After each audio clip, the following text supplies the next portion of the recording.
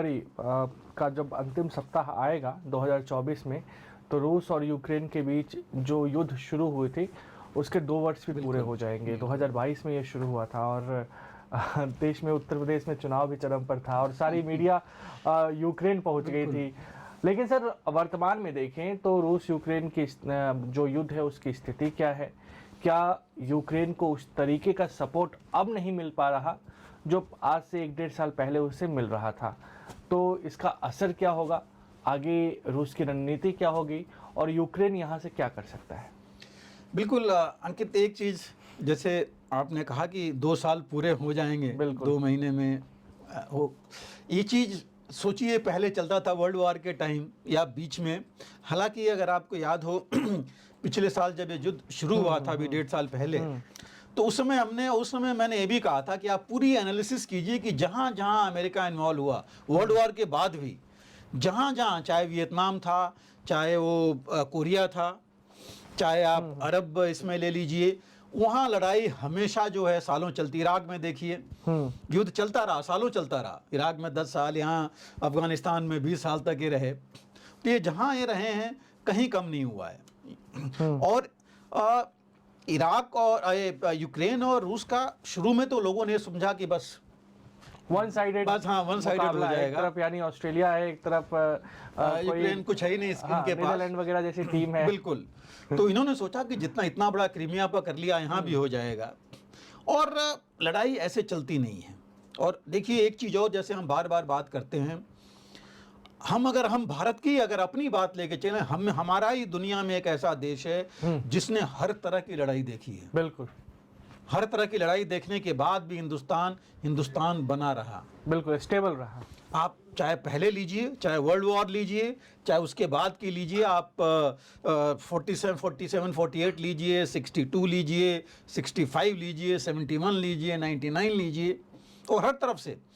और वर्तमान में चीन वाला लीजिए, वही में आप 99 में ले रहा हूँ, उसके बाद अभी चीन के साथ तो जो हुआ है। तो ये सब देखने के बाद, और यही चीज़ आप अमेरिका लीजिए, कोई बॉर्डर पर उसने लड़ाई नहीं लड़ी है, बाहर ही लड़ी है।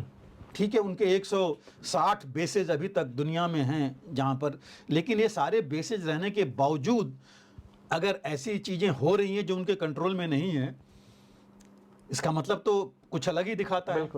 और वही चीज़ यूक्रेन और इनके रूस के बीच में, रूस ने भी देखिए कोई लड़ाई नहीं लड़ी है। वर्ल्ड वॉर में लीजिए तो वो अलग तरह की लड़ाई थी। बिल्कुल, उसके बाद कोई ऐसी जगह नहीं है जहाँ की इनकी बॉर्डर पर किसी से लड़ाई हुई हो या अपना दमखम में दिखा सके हो कहीं जा करके। ये तो क्रीमिया तो अलग था, क्योंकि वो वहाँ से भी अलग था, यूक्रेन से भी काफ़ी दूर था, इनके बिल्कुल बगल में था। तो इन्होंने ऑलरेडी इनके ब्लैक सी बेसेज थे, उन्होंने कर लिया। और यहाँ पर देखिए यूक्रेन की पहुँच के इनके वापस आना पड़ा था। तो कई चीज़ें थी इसमें, लेकिन और इन्होंने 20% कब्जा तो कर लिया था। 20% यूक्रेन का बहुत बड़ी बात है, मैं नहीं कहता कि कम है, एम इनका कुछ और था, बट 20% करके 2% ही वापस गया, ज़्यादा नहीं गया। 18% अभी इनके कब्जे में है, जिसमें कि ये चल सकते हैं। लेकिन देखिए सबसे बड़ी चीज़ हुई क्या है, रूस अभी जो है चीन के इनके साथ आ गया, लेकिन चीन अभी भी मैं कहूँगा इतना ओपन में नहीं है। चीन की अमेरिका से बातचीत अभी भी चल रही है, ट्रेड और बाकी चीज़ों पे, क्योंकि उनको तकरीबन अमेरिका को ही 200 बिलियन, दोनों को मिला करके इनका ट्रेड $900 बिलियन तक था, जो कि 600 आ गया। $300 बिलियन का लॉस कोई वो एक्सेप्ट नहीं करता है। और रूस का जहाँ तक सवाल है, रूस का मैन्युफैक्चरिंग बेस इतना ज़्यादा नहीं था। सैंक्शंस हैं, उसका अफेक्ट भी पड़ता है, लेकिन फिर भी वो सस्टेन कर रहा है अपने आप को। जहाँ तक ले रखा है उसने डिफेंस से मजबूत कर ली अपनी, आगे नहीं बढ़ रहा है, बट वहाँ से पीछे भी नहीं हट रहा है।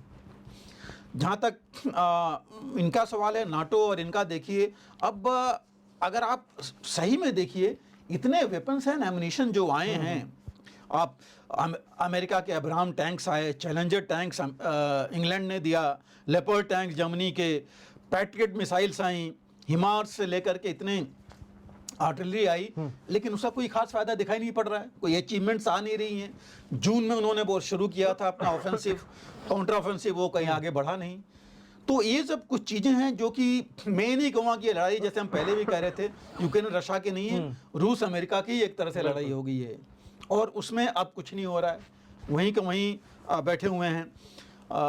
इन्होंने रूस ने अगर 2 हफ्ते पहले आपने स्टेटमेंट देखा है यूक्रेन इनका पुतिन का, उन्होंने कहा कि हमने 3 लाख सैनिक हमने जोड़ लिए हैं, ऐड कर लिए हैं, उनके मरे भी काफ़ी हैं, यूक्रेन के भी काफ़ी सैनिक मारे गए, आधे के तकरीबन उनकी स्ट्रेंथ रह गई है। अब उनके पास इनका कहना है, अपना जेलेंस्की का कहना है कि हमें 5 लाख और चाहिए सैनिक, उनके खुद के लोग आने को तैयार नहीं हैं। लोग जो न्यूज़ वहाँ की है वो लोग सब भाग रहे हैं बाहर, कुछ कह रहे हैं हम उनके कि सरेंडर कर देंगे, लेकिन हम इस लड़ाई का कोई मतलब नहीं है।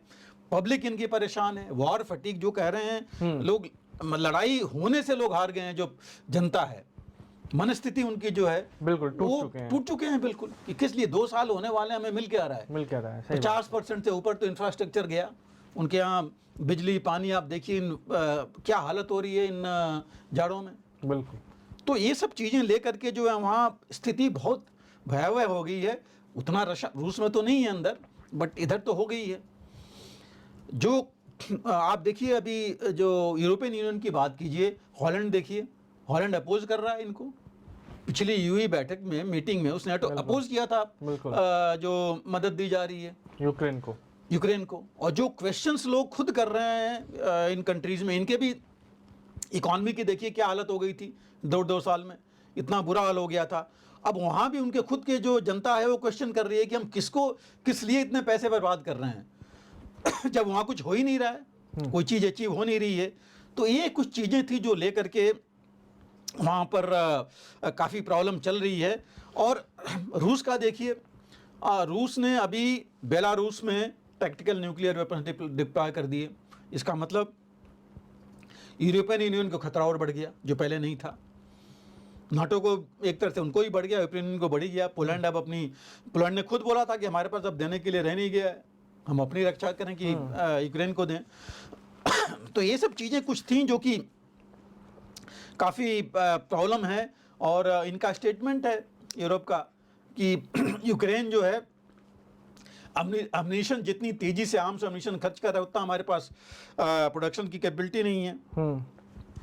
और अभी देखिए $55 बिलियन देना था, जो कांग्रेस में, अमेरिकन कांग्रेस में रिपब्लिकन्स ने वीटो कर दिया, वो नहीं आ पा रहा है। जेलेंस्की गए थे, अभी बुलाया गया था कि भाई आप आ करके इनसे हाथ जोड़ करके मांगो, जो उन्होंने किया। तो ये जो है, और इस बीच में हो क्या रहा है, ये कुछ कर नहीं पा रहे हैं। रूस अपना प्रोडक्शन हाई किए जा रहा है। रूस ने अभी फैक्ट्री बना ली है जिसमें 10,000 पर मंथ बनाएगा ड्रोन्स। तो वो जो है डिफेंसेज अपने कंसोलिडेट कर लिए अब उसने, वो इनको आगे बढ़ने नहीं देगा। और पिछले उसमें आपने देखा होगा कि इन्होंने, पुतिन ने जो इनका year and telephone call in होता है जनता के साथ, इन्होंने बात की थी, उसमें तो उन्होंने बड़ा साफ बोला था कि भाई हम जो है अपना एम पूरा करके रहेंगे। जेलेंस्की भी अपने साथ उन्होंने किया। और इन्होंने खास करके, पुतिन तो बड़ा साफ बोला कि पुतिन ने कहा कि मैं शांति चाहता हूं, लेकिन हम अपने टर्म्स पर। बिल्कुल।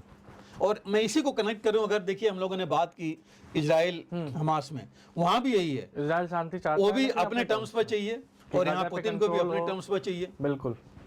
कहा यह जा रहा है, जो हम दुनिया की बात कर रहे थे, कि अमेरिका उधर जो है एक एग्रेसर को सपोर्ट कर रहा है। इजराइल एग्रेसर है, वो गाजा पर जमीन, वो हमला कर रहा है, जमीन ले रहा है। और यहाँ जो है यूक्रेन को सपोर्ट रहा है, जिसके ऊपर हमले हो रहे हैं। तो मतलब विरोधाभासी एक चीज आ रही है यहाँ पर। बिल्कुल। तो सवाल यही है कि ये चीजें, हम शांति की बात करेंगे तो होगा कैसे? अगर आपस में इनकी बात होती तो शांति होती, लेकिन वो शांति आपस में तो हो नहीं रही है। जेलेंस्की भी नहीं चाहेंगे, जिस दिन उन्होंने कर लिया फिर हो गए, उनकी भी नहीं रहेगी। वो जनता में एज इट इज उनकी शख्सियत अभी खत्म हो रही है बिल्कुल अपने में। और रह कितने गए आप सोचिए, 1/3 जनता तो यूक्रेन से बाहर चली गई, काफ़ी मर गए हैं, काफ़ी डिस्प्लेस हो गए। तो हैं कौन इनके पास? इंफ्रास्ट्रक्चर, पहले मुझे समझ में नहीं आता कि इतना इंफ्रास्ट्रक्चर लेने की जगह, मिलिट्री हार्डवेयर के पैसे वो लेने की जगह, पैसे लेकर के अपना डेवलपमेंट तो करते कम से कम, बिल्कुल। वो ज़्यादा जरूरी है। तो ये कुछ चीज़ें हैं जो और कि लेकर जेलेंस्की के ने वो चीजें नहीं की जो उनके लिए फायदेमंद, वो उन्होंने कभी कोशिश नहीं की कि वो पुतिन के साथ या किसी बिल्कुल। थर्ड नेशन से मिलके वो बातचीत करके इसको बिल्कुल। डील करे। वो सबसे बड़ी, देखिए कितने लोग गए, अफ्रीकन यूनियन से गए, बिल्कुल। 6 देश आपको पता है लास्ट ईयर गए थे। हमारे प्रधानमंत्री जो है बिल्कुल गए थे, और अभी भी देखिए जब जयशंकर गए हैं तो वहाँ भी उन्होंने बोला है, पुतिन ने खुद बोला है कि ये प्रपोजल मिला है और हम उनको पूरी जानकारी दे रहे हैं प्रधानमंत्री मोदी को, और हम जो प्रपोजल उनका शांति जिस तरह वो बात करने की कह रहे हैं, हम जो है सहमत हैं उनसे। बिल्कुल। तो ये चीज़ वहाँ से आ रही है।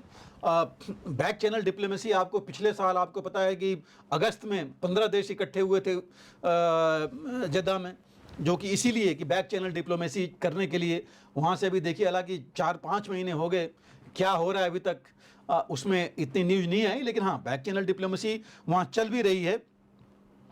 अब 2 दिन पहले देखिए लड़ाई भी कम नहीं हो रही है, इतनी ज़्यादा तबाही वहाँ हो रही है। और लेटेस्ट है कि एक शिप ब्लैक सी में एक बहुत बड़ी जहाज़ थी, जो शिप थी वॉरशिप रूस की, उसको परसों 3 दिन पहले कहा तो जा रहा है कि डुबा दिया है यूक्रेन ने मीन्स मिसाइल से, लेकिन रूस का कहना है कि डुबाया नहीं है, डैमेज काफ़ी हुआ है उसका उसमें। तो ये भी चीज़ साथ में चल रही है। और अगर ये चीज़ होगी तो आप समझ सकते हैं कि ये इतनी जल्दी मुझे नहीं लगता कि ये रोकेंगे किसी तरह से। और रूस ने इसी बीच में एक जो ईस्टर्न यूक्रेन वाले जो ईस्टर्न पार्ट की जो सिटी थी मायूका, वो उन्होंने ले ली है। हालांकि इन्होंने तो मना किया है यूक्रेन ने कि नहीं हुआ, बट ऑलरेडी उन्होंने ले रखा है। बखमुत पर उन्होंने कब्जा कर लिया, जो एक अचीवमेंट थी उनकी। और अभी जो है इनकी एक और जो अद्विका पर 5 महीने से लड़ाई चल रही है। हालांकि है कि आउटर पेरीफेरी पे तो पूरा कंट्रोल हो गया है, रूस का अंदर जो है रह गया है। तो ये सब कंट्रोल इनके पास जाएंगे तो फ़ायदा तो इन्हीं का होना है, रूस का ही। हालांकि रूस की वीकनेस जरूर आई है कि उनका एयर डिफेंस जो है वीक है क्रीमिया में, और क्रीमिया पर फोकस करके ये नाटो और इनके हमले चल रहे हैं, जो ये थोड़े रोक पाने में सक्षम नहीं हो रहे हैं। बट ये कि पहले जो इनके अंदर अटैक्स होते थे ड्रोन्स वगैरह के, वो नहीं हो पा रहे हैं अभी, लेकिन क्रीमिया पर जरूर हमले हो रहे हैं।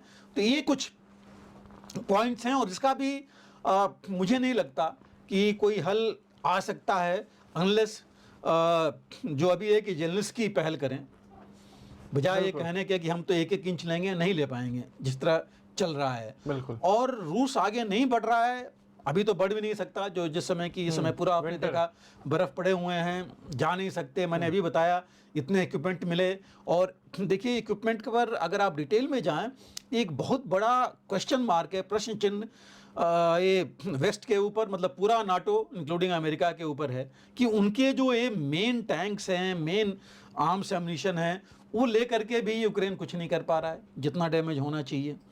ये भी प्रश्न चिन्ह उठ रहा है। एक आवाज़ ये भी उठ रही है कि इस तरह अगर हुआ, वहाँ हमारे टैंक्स वहाँ कुछ कर नहीं पा रहे हैं और वो मारे गए, तो फिर तो बाहर कोई खरीदेगा नहीं इनका आर्म्स एम्युनिशन। तो ये भी एक चीज़ चल रही है। तो ये ले करके अभी एक पहल बहुत ज़रूरी है। अगर शांति पहल वहाँ काफ़ी ज़रूरी है, क्योंकि बहुत ज़्यादा ही डैमेज हो चुका है, बहुत ज़्यादा नुकसान हो चुका है यूक्रेन को, और कई सालों लग जाएंगे उनको बनने में बहुत ज़्यादा। तो इस वजह से कोई ना कोई पहल बहुत ज़रूरी है। एस्केलेशन बढ़ता जा रहा है, क्योंकि जैसे देखा बेलारूस में पहले कुछ नहीं था, वहाँ ट्रुप्स भी ज़्यादा डिप्लॉय हो गए, और ये भी हो गई अपना न्यूक्लियर टैक्टिकल मिसाइल्स भी चली गई। उधर फिनलैंड बॉर्डर पर भी यही हो रहा है इस तरह। तो वो जो है इनको पूरे नाटो को, यूरोपियन यूनियन को मिल करके अपने डिफेंस के ऊपर बहुत ज़्यादा खर्च करना पड़ेगा। बिल्कुल। तो एज इट इज उनकी आर्थिक स्थिति जो है डाउन है, और ऐसा नहीं कि रूस को फ़ायदा हो रहा है, रूस का भी नुकसान है। बट रूस का देखिए ऑयल्स चले जा रहे हैं, उसके मिनरल्स मेटल्स अभी भी जो है रेयर मेटल जो हैं अभी भी एक्सपोर्ट कर रहे हैं, भले वो थर्ड कंट्री से हो रहे हों, और जा रहे हैं कहाँ, उसी यूरोप और अमेरिका में जा रहे हैं। तो उसको इतना ज़्यादा नुकसान उसको भी है, क्योंकि जो एसेट्स फ्रीज हो गए हैं, बाहर वो नहीं कर पा रहा है, डायरेक्ट ये जो वर्ल्ड जो पेमेंट सिस्टम है उससे बाहर कर दिया, तो वो नुकसान तो उसका है, लेकिन उतना नहीं हो रहा है आर्थिक जितना कि नाटो और इनको है। बिल्कुल, तो कुल मिलाकर देखें तो यूक्रेन कमजोर हो चुका है। बिल्कुल यूक्रेन बिल्कुल की वजह से नाटो के देश भी पीछे हट रहे हैं। वहीं रसिया ने खुद को मजबूत करते हुए स्टेबल किया है और रणनीतिक तौर पर यूक्रेन को घेरने की कोशिश की है। बहुत ज्यादा मैं यूक्रेन ही नहीं कहूंगा, मैं दोबारा आऊंगा कि ये उसने रणनीतिक तौर पर ये दिखा दिया है कि अमेरिका और नाटो मिल करके भी मेरा कुछ नहीं कर सकते। और इस वजह से अगर एक ग्रुपिंग बन गई, जैसे कि वो कोशिश कर रहा है अमेरिका के आसपास भी ईस्टर्न अमेरिकन जो नेशंस में जाने की, जो ईस्ट यूरोपियन कुछ नेशंस हैं उनके साथ, आसियान साउथ ईस्ट एशिया में, और मैं कहूँगा ग्लोबल साउथ में आने की। चीन और रूस दोनों का वो है एम ग्लोबल साउथ में और आगे बढ़ने के लिए, और आसियान मतलब जो ईस्ट एशियन नेशंस हैं, तो अगर इनमें ये बढ़ जाते हैं, इनके पैर अमेरिकन कॉन्टिनेंट में भी पड़ जाते हैं वहाँ पर, और जो ईस्ट यूरोपियन में है, तो जो है ये एक तरह से नहीं, मैं ये कहूँगा काफ़ी हद तक अमेरिका और यूरोपियन के देशों का कमज़ोर कर सकता है। बिल्कुल।